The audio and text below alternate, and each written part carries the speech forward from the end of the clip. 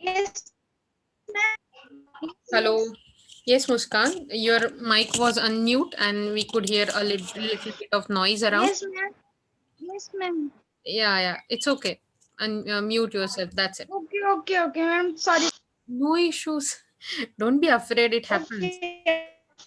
Hmm. So, we were learning about the circular flow of income and expenditure. Already, we have learnt about two sectors. That is, could you tell me what are the two sectors we learned before? Household and firm. Good. And what is the third sector that we had introduced? Government.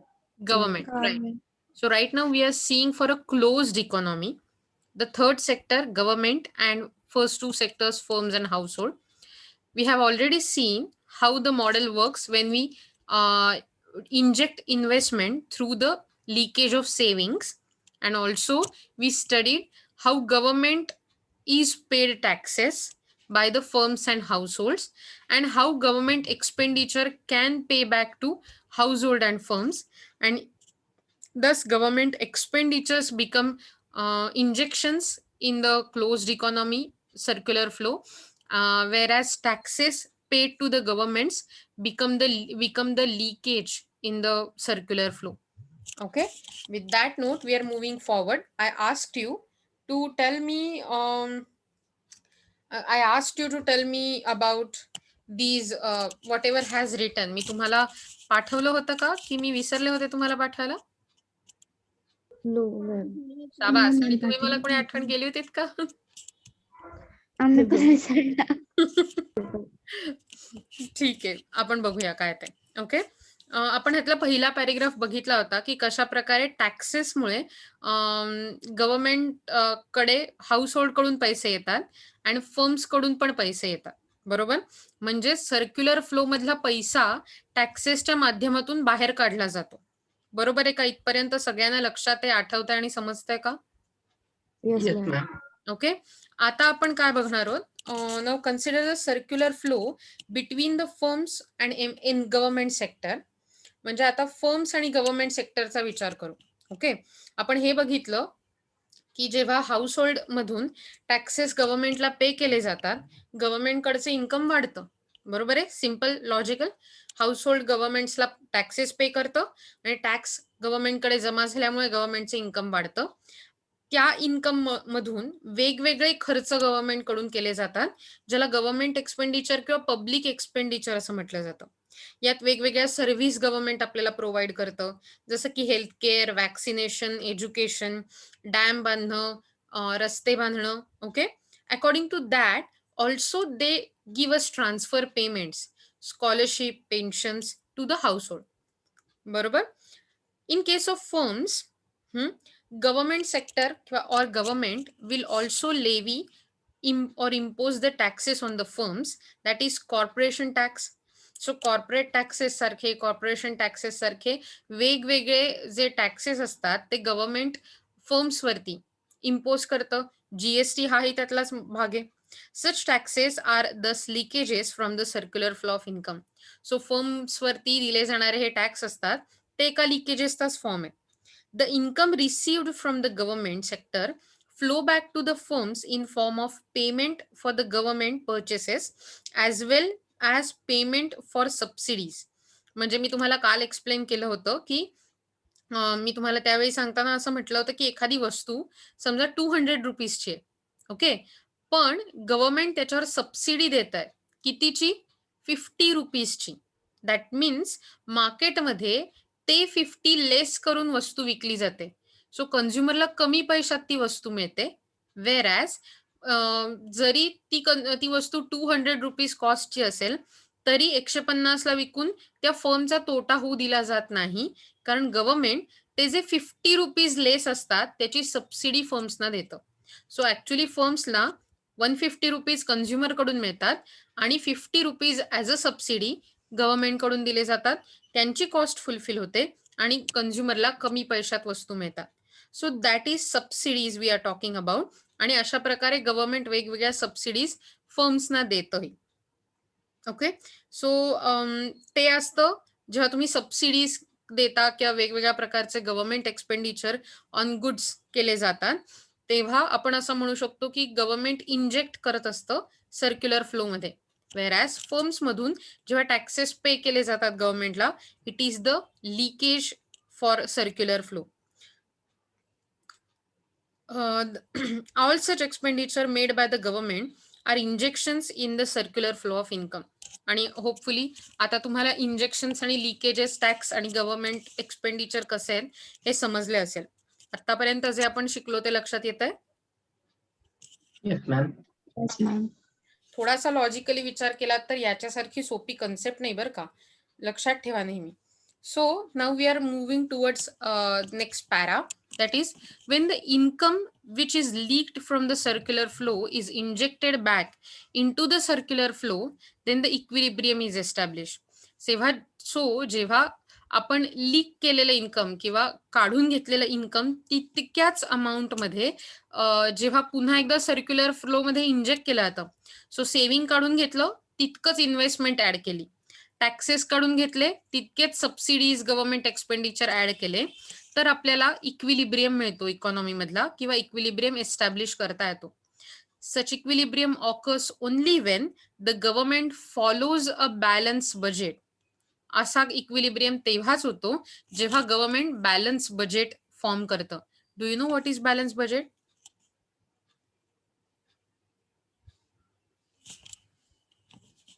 No. Okay. So government आपल्यासाठी budget बनवतं हे तर सगळ्यांना मान्य असेल आणि माहिती असेल, बरोबर ना? Yes, ma'am. Okay. So Yes, ma'am. Government Yes, ma'am. 2 प्रकारच्या गोष्टींवरती बजेट बनवतं. एकच second. Why am I not able to?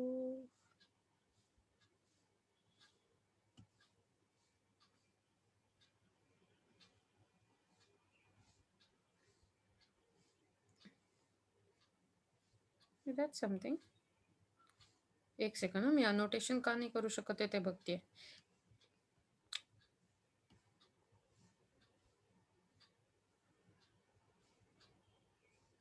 Hey, that's weird. अच्छा ठीक आहे, एक सेकंड. सो असा विचार करा की मी तुम्हाला सांगत होते की गव्हर्नमेंट बॅलन्स बजेट म्हणजे काय. सो गव्हर्नमेंट अनेक प्रकारच्या इकॉनॉमिक ऍक्टिव्हिटी करत असतं.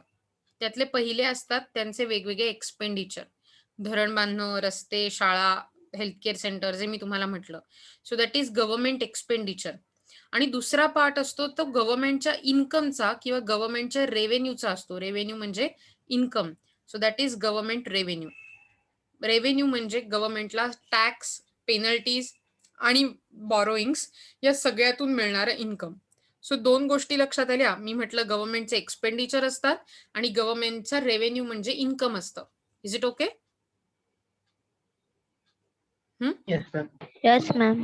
बजेट म्हणजे जेव्हा आपण दुसऱ्या वर्षाचं एस्टिमेट काढत असतो, दुसऱ्या वर्षात किती एक्सपेंडिचर करायचे, दुसऱ्या वर्षात किती प्रकारचे खर्च करायचे, इन्कम मिळवायचं, कुठे आपल्याला जास्त खर्च करायला लागेल, कुठे कमी करायला लागेल, कोणती स्कीम इंट्रोड्यूस करायला लागेल लोकांमध्ये, असं वेगवेगळ्या प्रकारे बजेट ठरतं. खूप मोठं असतं. सो ते आपण आता नाही बघणार आहोत डेफिनेटली. पण जेव्हा बजेटमधले एक्सपेंडिचर हे बजेटमधल्या इन्कम पेक्षा, म्हणजे जेव्हा E is equal to R असतं, then we call it balance budget. दोन्ही इक्वल आहे म्हणून बॅलन्स. येतंय लक्षात? जेव्हा आर म्हणजे रेव्हेन्यू हा बजेट मधला इक्वल असतो, then E equal to R म्हणजे बॅलन्स बजेट. जर समजा गव्हर्नमेंटचे एक्सपेंडिचर, ओके, गव्हर्नमेंटचे expenditure if they are greater than the government's revenue or income, जर समजा तुमचे एक्सपेंडिचर जास्त आहेत इन्कम पेक्षा, तर काय होतं आपल्याला? एक्सपेंडिचर पेक्षा इन्कम जास्त आहे तर सॉरी, एक्सपेंडिचर जास्त आहेत इन्कम पेक्षा लॉस. करेक्ट, लॉस होतो, ज्याला डेफिसिट असंही म्हटलं जातं. आणि म्हणून गव्हर्नमेंटचे estimated expenditure when they are greater than expected revenue we call it deficit budget. काय म्हणतो आपण त्याला? Deficit budget. Deficit budget. Okay. आणि याच्या उलट जर झालं की तुमचं गव्हर्नमेंटचे expenditure are less than revenue obtained, मग त्याला काय म्हणणार आपण? Profit. Profit. That is surplus. राहील लक्षात? Yes. Yes, ma'am. तो जेव्हा E इक्वल टू आर म्हणजे expenditure equal to revenue, we call it balanced budget.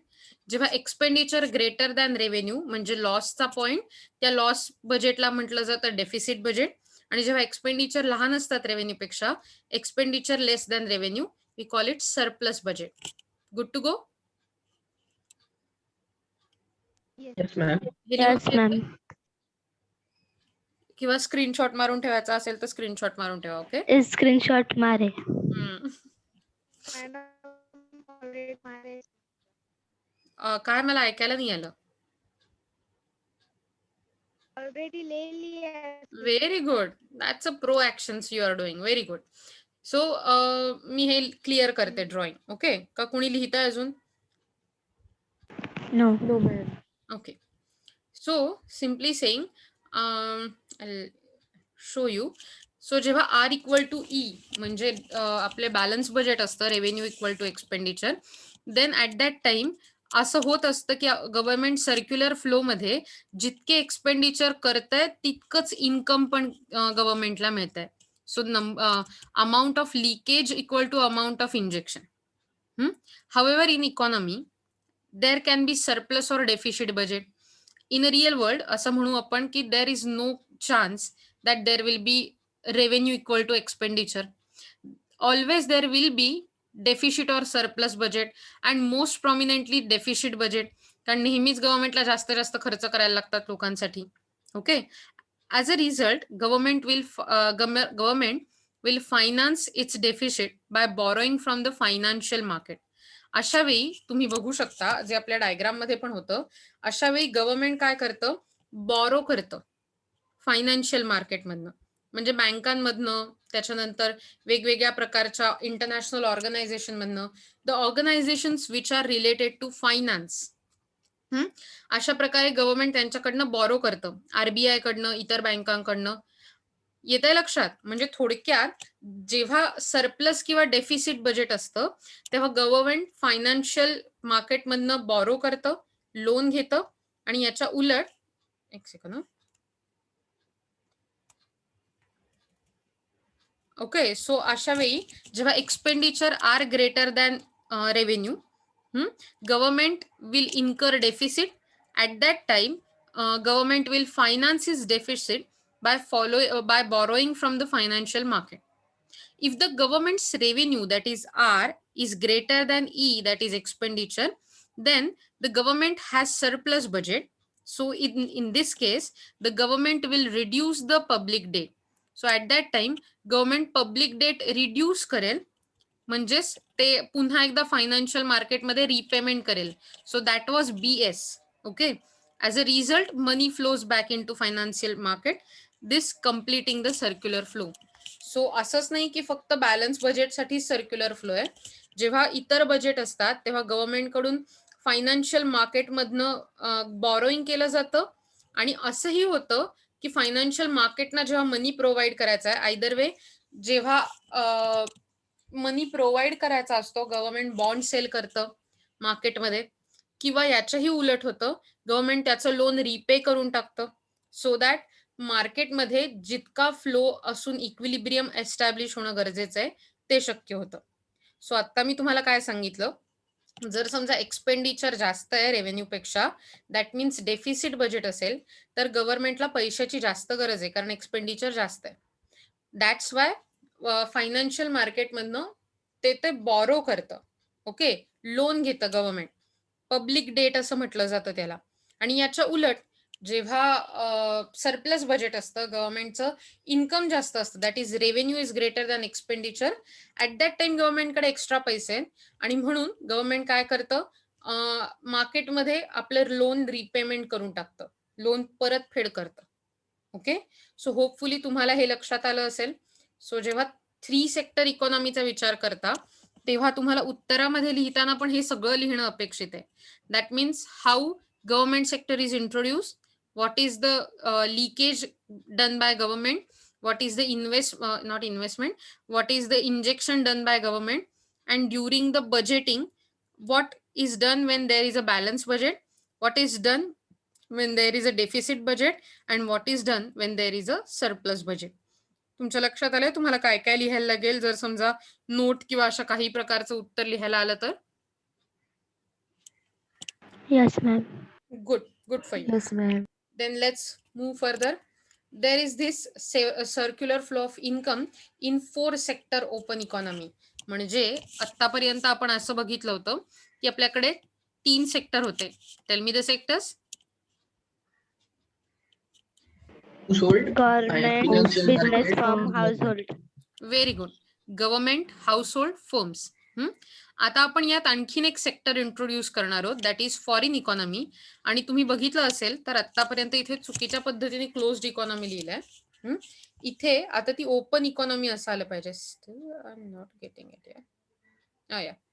So इथे क्लोज नाही तर ओपन इकॉनॉमी असलं पाहिजे, कारण आता इकॉनॉमी ओपन होऊन जाते. मार्केट जे क्लोज्ड होतं इतर देशांसाठी ते ओपन झालंय, कारण इथे हा सेक्टर वाढलाय, फॉरेन सेक्टर.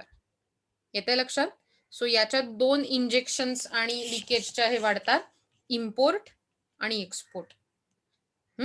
जेव्हा तुम्ही इम्पोर्ट करता तेव्हा तुम्ही वस्तू विकत घेता, पण त्याचे पैसे मात्र परदेशात देता फॉरेन एक्सचेंजच्या फॉर्म मध्ये. दॅट मीन्स पैसे आपल्याकडून जातात, आपल्या सर्क्युलर फ्लो मधनं पैसे बाहेर जातात. It is a leakage. पण जेव्हा तुम्ही एक्सपोर्ट करता म्हणजे आपल्याकडच्या वस्तू परदेशात विकता, परदेशातले लोक ते खरेदी करतात आणि आपल्याला पैसे देतात, बरोबर? That means we get money. There is extra money in our circular flow. So that means export is injection. So export is injection, import is leakage when we introduce foreign sector. लक्षात आलं मी जे काही सांगितलं ते? Yes, ma'am. नक्की का परत सांगायला हवंय? मॅम परत सांगा. येस, मी परत सांगते, जसं आपण वाचत जाऊ तसं सांगते, कारण ते त्यात येणार आहे. ओके, बघा, ही ओपन इकॉनॉमी आहे. आता ओपन का? कारण आपण आपली इकॉनॉमी इंटरनॅशनल ट्रेड साठी ओपन केली आहे. Okay, a closed economy is one without international trade, that is neither exports nor imports take place. Export import जेव्हा इकॉनॉमी मध्ये होत नाही तेव्हा आपला इंटरनॅशनल ट्रेड बंद असतो, तेव्हा त्याला क्लोज्ड इकॉनॉमी म्हणतात. But open economy is the one with international trade and is an open economy, the foreign sector or external sector is added.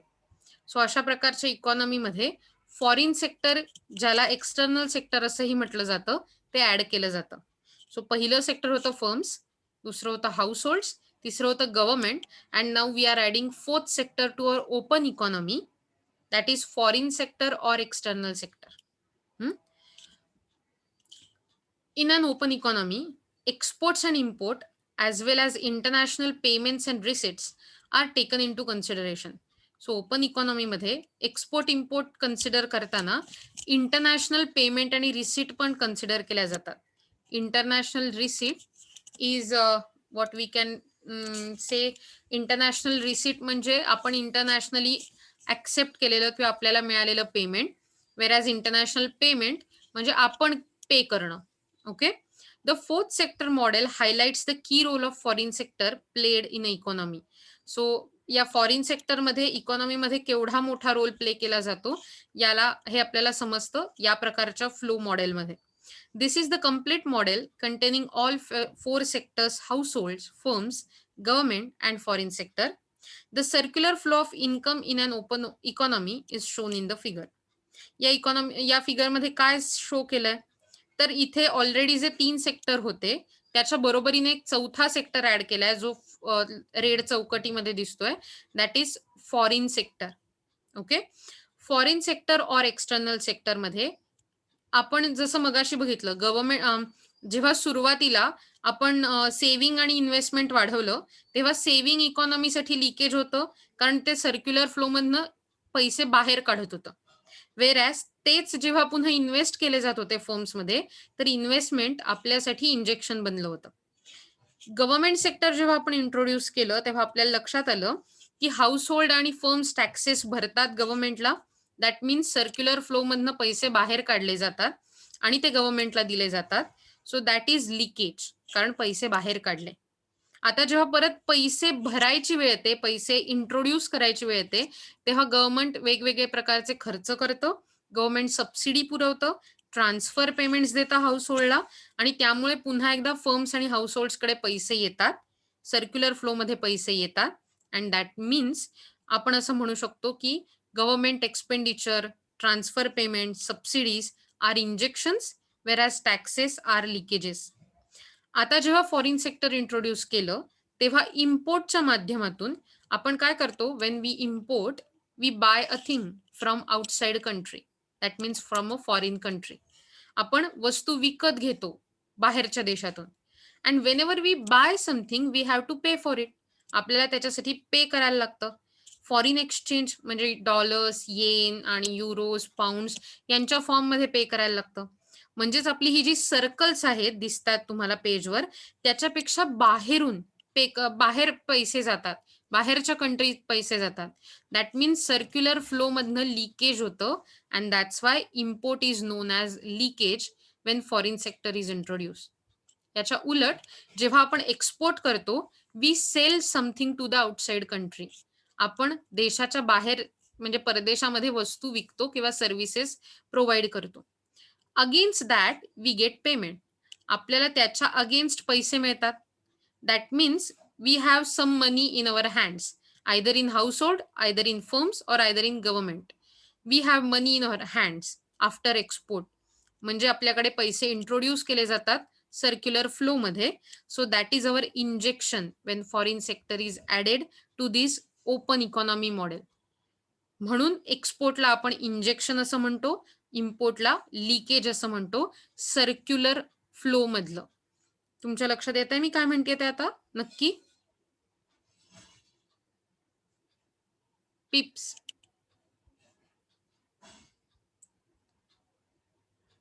झोपलात का काय तुम्ही? Yes, ma'am. Yes, ma'am.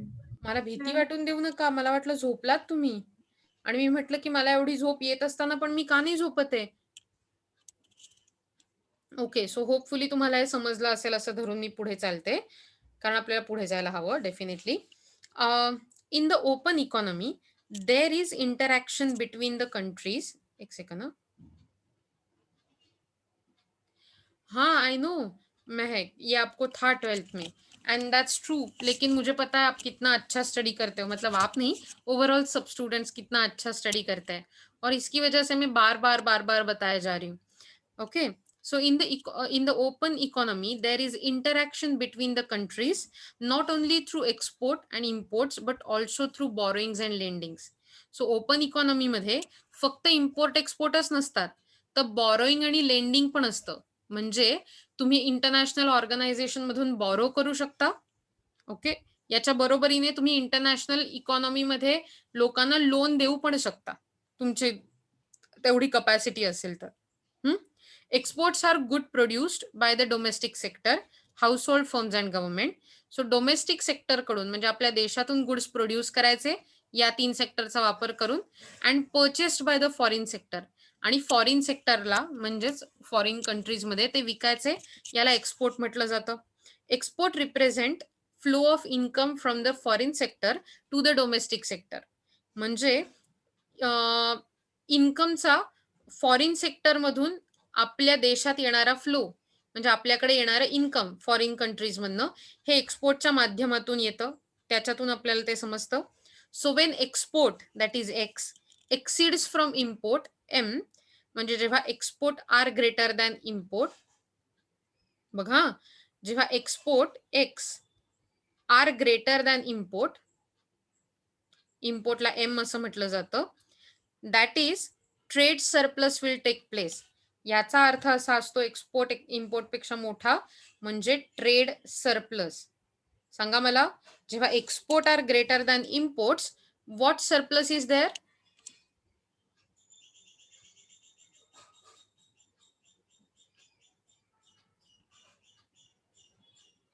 Foreigners हमारे पास से खरीदते हैं तो मतलब हमारे पास मनी आया, यस, तो मनी का सरप्लस हुआ हमारे पास।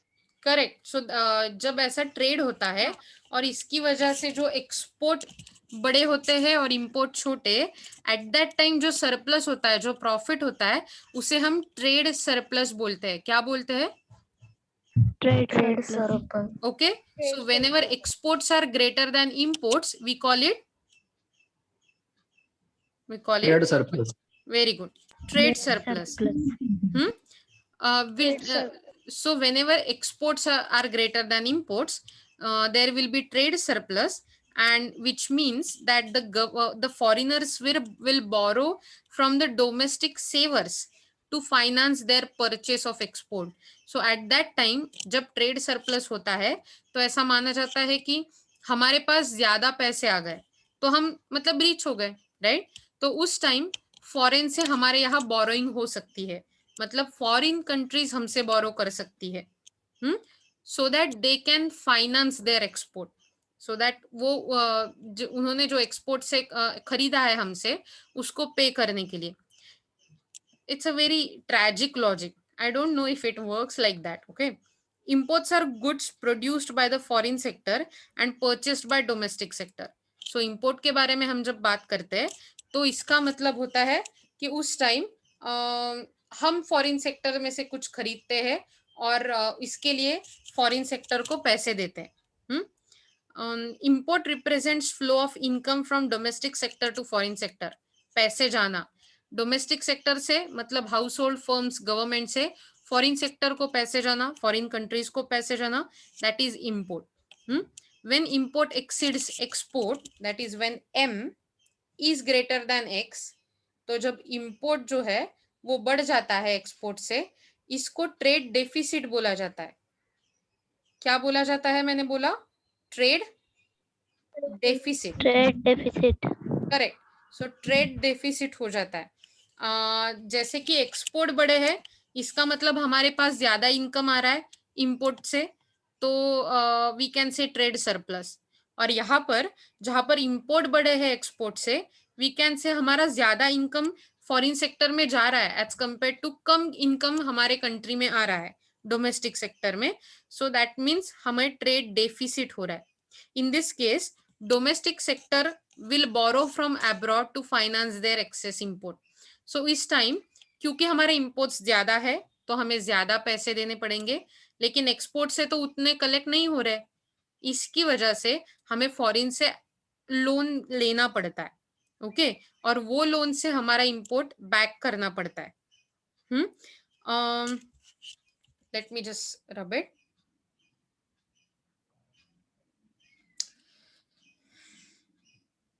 वाव, मलाच असं वाटतं की खूप वेळाने शांतता पसरली आहे. For the stability in the circular flow, so जेव्हा सर्क्युलर फ्लो मध्ये आपल्याला कुठच्याही प्रकारची स्टॅबिलिटी गरजेची असते, सर्क्युलर फ्लो मध्ये एक असा विचार करा, इक्विलिब्रियम आणणं गरजेचं असतं. We need leakage to be equal to injection. So leakage should be equal to injection household firms and government के लिए. A four sector economy is said to be in equilibrium when the leakages are equal to injection. Four sector economy घ्या किंवा कुठच्याही प्रकारची economy घ्या, ती तेव्हाच equilibrium मध्ये असेल जेव्हा तुमची लिकेजेस इंजेक्शनच्या इक्वल असतील.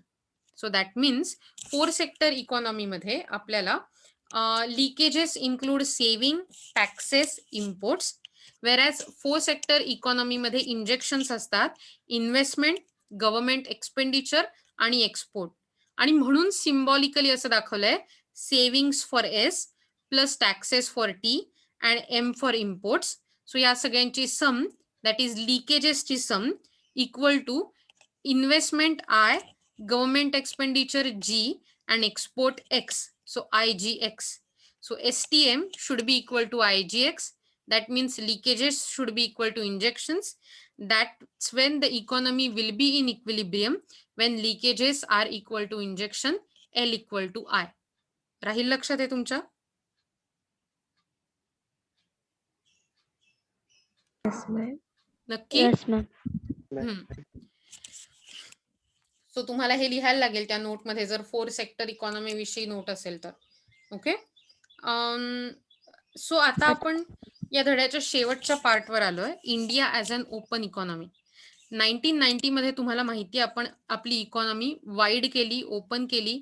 जी क्लोज्ड इकॉनॉमी होती ती लिबरलायझेशन, ग्लोबलायझेशन आणि प्रायव्हेटायझेशनच्या माध्यमातून आपण ग्लोबल ट्रेडला एक्सपोज झालो. इन्व्हेस्टमेंट मोठ्या प्रमाणावर वाढायला लागली and there was a lot of contribution of the external sector. म्हणजे फॉरेन सेक्टरचं यात खूप मोठं कॉन्ट्रीब्युशन होतं. Since the last 26 year, Indian economy is liberalized and it is integrated with the global economy. So liberalize झाल्यामुळे भारताची economy ही global इकॉनॉमीला जोडली गेली. Its contribution to the external sector to the national income is expanding. म्हणजे आपल्या ज्या external sector आहे, import export आहेत, त्यांचं कॉन्ट्रीब्युशन आपलं नॅशनल इन्कम वाढवण्यात किंवा कमी करण्यात हे खूप वाढायला लागलंय. त्यांचं महत्व वाढायला लागलंय. According to the Economic Survey of 2011-12, India has become the 4th largest economy in the world due to strong economic growth. 2011-12च्या इकॉनॉमिक सर्वे मध्ये असं दिसून येतं की भारत हा जगातला चौथा देश, वो विश्व की सबसे चौथी बड़ी कंट्री है जिसने स्ट्रॉन्ग इकोनॉमिक ग्रोथ दिखाई है. Between 1980 to 2010, India achieved a growth rate at 6.2% average. मतलब हमारा ग्रोथ रेट मतलब 1980 से 2010 तक 6.2% रहा है, while the whole world registered the growth rate of 3.3% average. At that time पूरे विश्व का अगर हम कंसिडर करें तो ग्रोथ रेट 3.3% था. लेकिन डेफिनेटली हमें याद रखना है कि India is a developing country, तो ग्रोथ करना इजी होता है as compare to those countries जिनमें ऑलरेडी डेवलपमेंट है, तो उसमें क्या ग्रोथ करेंगे और वो ज्यादा, तो उनका ग्रोथ रेट नीचे आता है. और अंडर डेवलप्ड कंट्री मतलब जिनके पास डेवलपमेंट करने के लिए मतलब कुछ है ही नहीं, उनके पास उतना कैपिटल नहीं है, उतने पैसे नहीं है, उतना फोर्स नहीं है, तो उनका भी ग्रोथ रेट स्लो रहता है. तो इसलिए हमारा growth rate being a developing country बहुत बड़ा दिख रहा था, 6.2% 1980 टू 2010 के बीच में, जब वर्ल्ड का 3.3% था. As a result, India shares the global GDP more than double from 2.5% in 1980 to 5.5% in 2010. म्हणजे 1980 मध्ये जगाच्या जीडीपीच्या, जगाच्या फुल इन्कमच्या आपल्या इंडियाचं इन्कमचं पर्सेंट होतं 2.5. म्हणजे जगाचं इन्कम जर 100 असेल तर त्यातले 2.5 रुपये इंडियामध्ये बनवले जात होते किंवा कमावले जात होते. ऍज कम्पेअर्ड टू दॅट हे 1980 मध्ये होतं, तर 2010 मध्ये आपलं ग्रोथ रेट वाढल्यामुळे ते 5.5% झालं.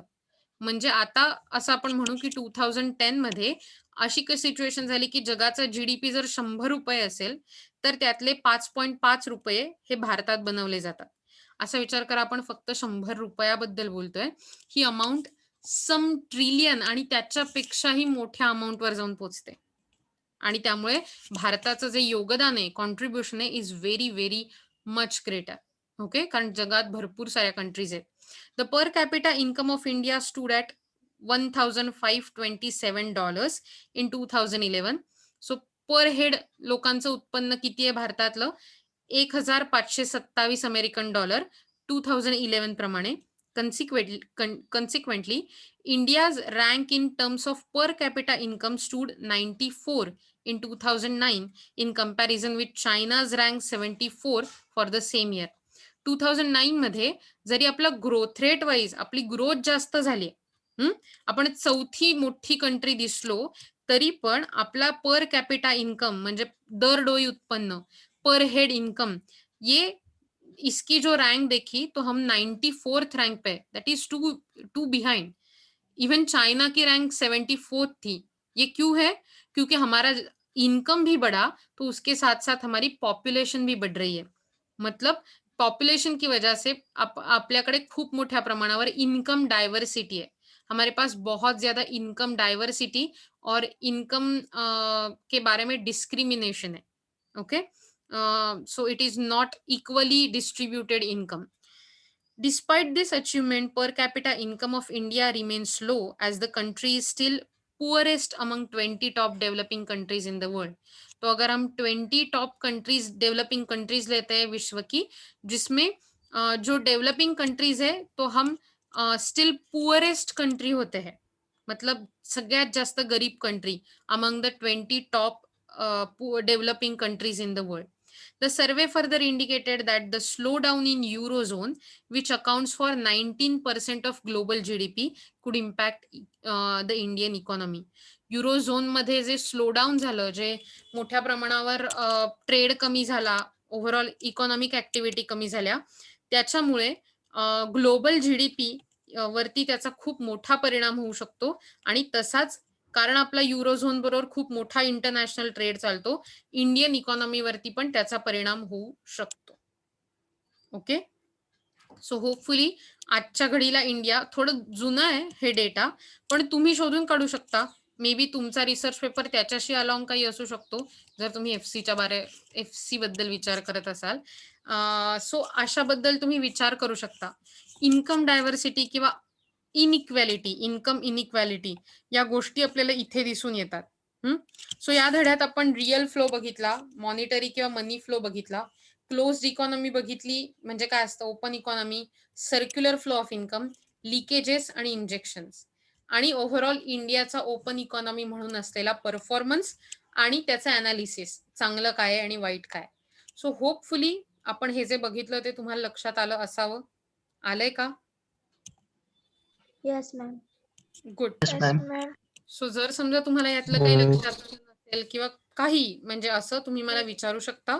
तुम्ही अटेंडन्स मार्क करू शकता इथे चॅट बॉक्स मध्ये. आणि या मी तुम्हाला एवढंच सांगेन की मला माहित नाही तुमच्यापैकी किती लोक एफसीचं लेक्चर अटेंड करतात. Please keep attending. मी तुम्हाला सगळ्याच्या सगळ्या त्याच्या सूचना तिकडेच देते. इकॉनॉमिक्स रिलेटेड जे काही असतं ते इथे. So keep studying also. आणि आतापर्यंत आपली 2 युनिट संपली आहेत. सो तुम्हाला जे काही क्वेश्चन असतील, जे काही असेल ते प्लीज त्यावेळी ते डाऊट क्लिअर करून घ्या. Okay, will you do that? तुम्हाला काही शंका असतील तर तुम्ही मला विचारायला घाबरू नका. ओके, ठीक आहे, फिर चलते हैं. Bye bye. तुम्ही टाकताय तोपर्यंत मी थांबते and then we can just quit. Okay.